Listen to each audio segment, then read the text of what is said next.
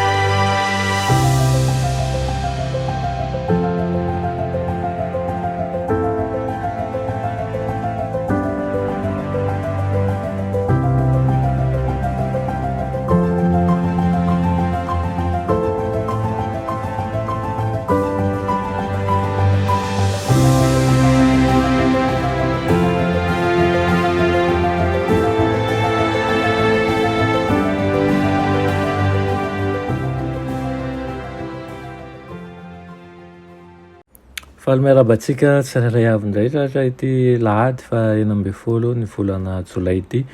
Tonga amin'ny lesona faha-efatra isika ary manasanao naraka n'ity lesona ny lahady ity, lesona ho an'ny lehibe. Alohan'ny dirantsika ao amin'izany dia hivavaka. Tompo-Andriamanitra eo misaotra anao izay fa mbola menao tombontsoa indray ahafahanay mandinga ny teninao. Tao amin'ny fomba mampananay hianatra an'izany, izay zava-tsoa rehetra avy aminao. Tao fitsapanay fa mahasoanay tokoa ny fianaranay an'izany. Anaran'i Jesosy, amen. Lohatenin'ny lesona antsika androany dia manao hoe maty sy voafitaky Satana fahiny. Maty sy voafitaky Satana fahiny. Manasanao maky ny Efesiana zany, toko 2:1-10 izay manoritsoritra ny hevi-dehibe ambaran'i Paoly momba an'izay nataon'i Jesosy ho antsika. Efa noritsoritra n'ilay famonjena nomenan'ny Kristianina ny Paoly ao amin'ny 7:1-12 ka nilaza fo ny tantaran'ny mpinto a Efesosy ao amin'ny toko 2:1-10 io kosa izy dia miresaka ny tantaran'ny fiovam-pon'izy ireo amin'ny tsipiriany kokoa, amin'ny fomba manokana kokoa ihany. Ampitahin'i Paoly ny fiainan'izy ireo lasa izay feno fahotana sy ny fitahian'ny famonjen'Andriamanitra azy, izay ambarano fiaraha-miombina amin'ny fitsanganan'i Jesosy tamin'ny maty sy ny fiakarany ary ny fanandratan'ny azy any an-danitra. Ary asongadiny ny fahasoavana sy ny asa famoronana ataon'Andriamanitra ho fototra izany famonjena izany. Voafitina mazava tsara ireo fizarana telo ao amin'io andalan-teny ao amin'ny Efesiana toko 2:1-10 dia zavatra telo lehibe. Dia voalohany dia fony mbola maty ny fahadisoana aza isika ozy izy. Ny faharoa dia hoe dia nahavelona antsika niaraka tamin'i Kristy Andriamanitra, ary ny fahatelo dia fahasoavana no namonjena anareo. Antitra-trerin'i Paoly ny tantara mampalahelo an'ireo mpiaino azy talohan'ny hiovan'izy ireo fo, ka no mariny fa efa maty ara-panahy izy ireo, niaina tao anatin'ny fahadisoana sy ny fahotana ary nanjaka ny Satana. Na dia olona velona aza no anoratan'i Paoly dia olona maty no ilazana azy ireo ara-panoharana. Kanefa tena marina fa ratsy indrindra ny toerana nisy azy ireo satria tafasaraka tamin'Andriamanitra ilay loharan'ny fiainana izy ireo fahiny. Teo ampanazavana ny lasan'ireo mpiaino azy dia hery anankiroa no voalazan'i Paoly fa nanapaka azy ireo. Ny voalohany dia ny fomba n'izao tontolo izao, ny fanao sy ny fitondran-tena teo amin'ny fiarahamonina atao Efesosy izay nahatonga ny fiainan'ny olona ho fikomiana amin'Andriamanitra.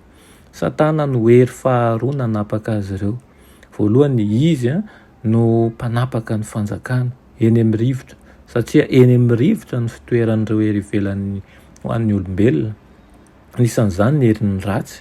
Ary faharoa, miasa fantatra koa izy eto tany satria izy no fanahy izay miasa ankehitriny ao anatin'ny zanakany tsy fanarahana. Dia inoko fa nahazo ny sitona zavatra lehibe ianao ny amin'ny lesona an'io makasika an'ilay maty sy voafitaky Satana.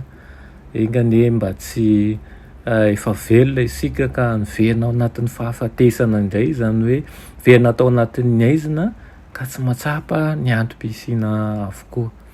Ny rina dia hitombo fahavelomana mandrakariva amin'ny Kristy isika, ka ilay fanoloran-tena dia mba hitombo hatrany ny fanoloran-tena anarahana ny tompo.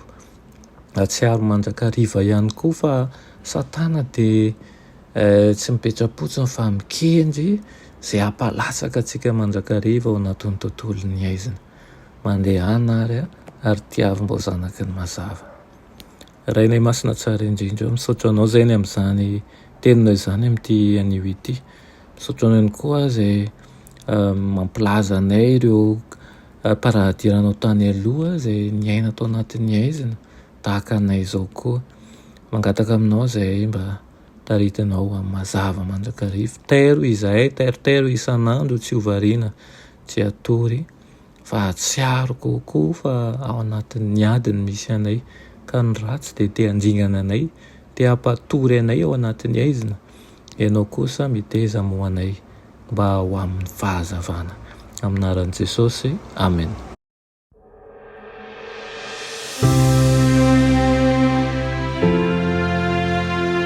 Mianatra eo an-tongotry Jesosy isan'andro.